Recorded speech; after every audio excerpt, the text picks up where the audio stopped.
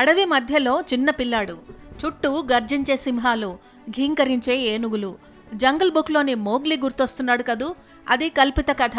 నిజ జీవితంలో అంతకు మించిన సాహసాన్ని చేశాడు జింబాబ్వేకు చెందిన 8 ఏళ్ల బాలుడు. 5 రోజుల పాటు క్రూర మృగాల ఆవాసంలో బతికాడు.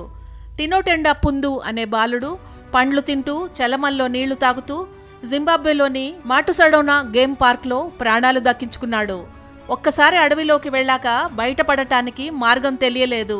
అయితేనేం అధైర్యపడలేదు. బతికేందుకు అద్భుత నైపుణ్యాన్ని ప్రదర్శించాడు.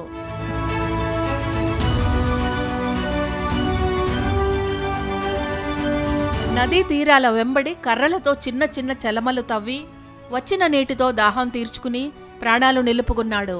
రాత్రిపూట రాతి బండలపై నిద్రపోయాడు. మరోవైపు కనిపించకుండా పోయిన బాలుని కోసం ఊరంతా వెతికిన తల్లిదండ్రులు చివరకు అటవీ అధికారులకు సమాచారమిచ్చారు. స్థానిక బృందాలతో కలిసి సెర్చ్ పార్టీ ప్రతిరోజు డ్రమ్ములు మోగిస్తూ బాలుడిని పట్టుకోవడానికి విఫల ప్రయత్నాలు చేసింది.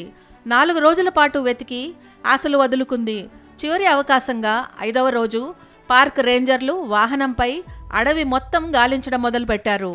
వాహనం శబ్దం విన్న బాలుడు అరుస్తూ పరిగెత్తుకుంటూ వచ్చాడు. కానీ అప్పటికే అక్కడి నుంచి దూరంగా వచ్చేశారు.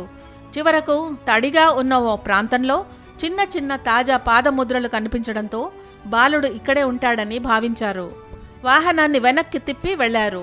ఎట్టకేలకు పుందుని కనిపెట్టగలిగారు.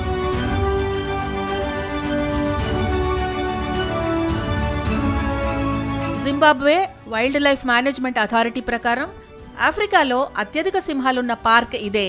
1470 చదరపు కిలోమీటర్ల విస్తీర్ణంలో ఉన్న పార్కులో సింహాలతో పాటు జీబ్రాలు, ఏనుగులు, హిప్పోలు, జింకలు ఉంటాయి. అలాంటి పార్కు నుంచి ప్రాణాలతో బయటపడటం అసాధ్యం. కానీ ఎంతో ధైర్యంతో ప్రాణాలతో బయటపడ్డ బాలుని స్టోరీని స్థానిక ఎంపీ ముట్సా మురోంబెడ్డి ఎక్స్లో పంచుకున్నారు. పుందు ధైర్య సాహసాలపై సోషల్ మీడియాలో నెటిజన్లు ప్రశంసలు కురిపిస్తున్నారు.